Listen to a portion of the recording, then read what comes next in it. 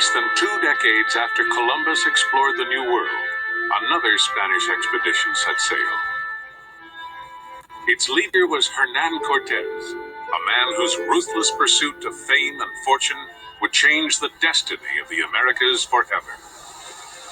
Inspired by Columbus, Cortes had a very different agenda: conquer or die.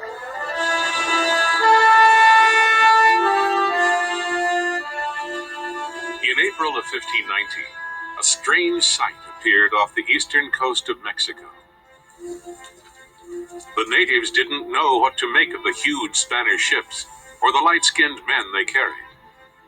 Nor did they understand the language of the Spanish priest, who ordered them to submit to God or face the consequences. But when the Spaniards brandished their weapons and began destroying Indian idols, the message was clear. Hernán Cortes had brought with him terrifying new weapons never seen or heard in America: guns, armor, and horses. Despite being outnumbered 20 to 1, Cortes quickly achieved his first major victory in the New World.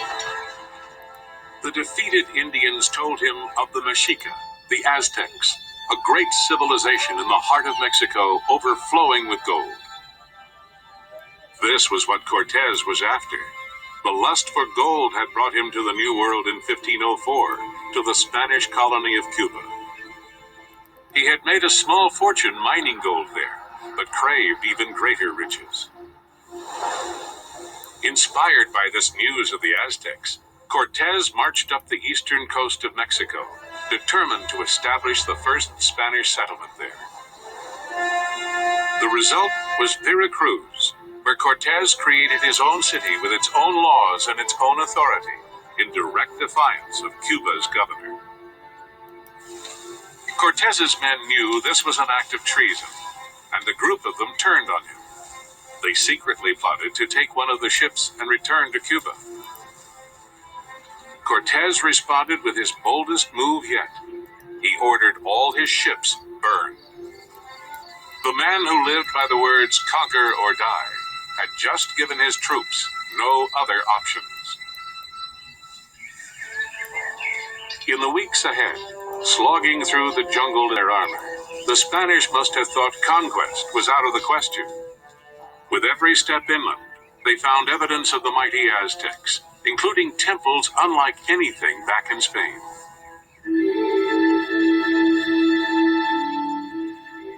Word of these foreign invaders had traveled 200 miles west to Tenochtitlan, the fabulous Aztec capital and home of the Aztec ruler, Montezuma.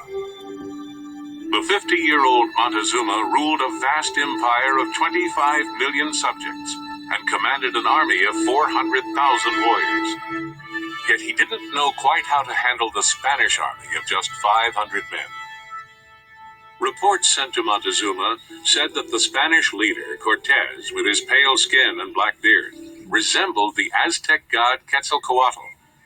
Quetzalcoatl had been banished on a raft of serpents in the distant past, but legend had it he would one day return for revenge. The legend was enough to put doubts in the great Aztec leader's mind.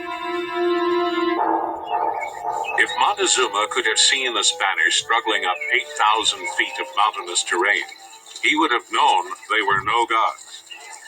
Forced to scavenge for food, the Spaniards began to weaken. Morale plummeted. Many succumbed to illness. Cortes feared another mutiny. Then, in no condition to fight, the Spaniards ran up against the Tlaxcalans, a powerful tribe and enemy of the Aztecs. Cortes knew he couldn't defeat them. An alliance was his only hope. Cortes's dreams of conquest were saved by a young woman named Malanache, or Dona Marina in Spanish. She had been given to Cortes by the first Indians he defeated. Malanache had been a child slave of the Aztecs and spoke their language, Nahuatl, as well as Maya. She used her skills as a translator to help forge an alliance between the Spaniards and the Tlaxcalans. Suddenly, Montezuma had a serious foe to contend with. In November of 1519, Hernán Cortes finally led his men, plus 40,000 Tlaxcalan warriors, to the island city of Tenochtitlan. After first claiming that he had come in peace, Cortes placed Montezuma under arrest in his own palace. By January of 1520, the great Aztec Empire now belonged, in name at least, to Spain, and so did all its treasures. Things couldn't have been better for Cortes except for one thing. Cuba's governor had sent a fleet to arrest Cortes and execute him for treason. Cortes had to leave Tenochtitlan and return to the coast. Confronted by the governor's men, he told them of the vast Aztec riches still left to plunder and convinced most of them to join him. When Cortes finally arrived back in Tenochtitlan, however, he found his position turned upside down. The men Cortes had left in charge were under attack by the Aztecs and had lost control of the city. Cortes tried to force Montezuma to pacify his people, but the emperor ended up dead, either stoned by his own people or killed by the Spanish. No one is sure which. Cortes's dreams of conquest now seemed doomed. But, as it turned out, the Spaniards had brought with them something far more deadly than cannons: smallpox.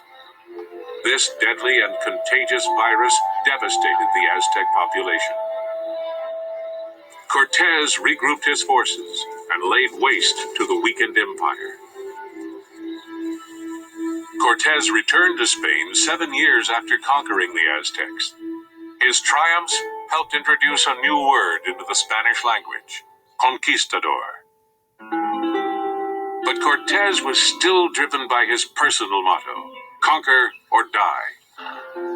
He squandered his fortune searching for new lands to conquer, and finally died outside the Spanish city of Seville on December 2nd, 1547.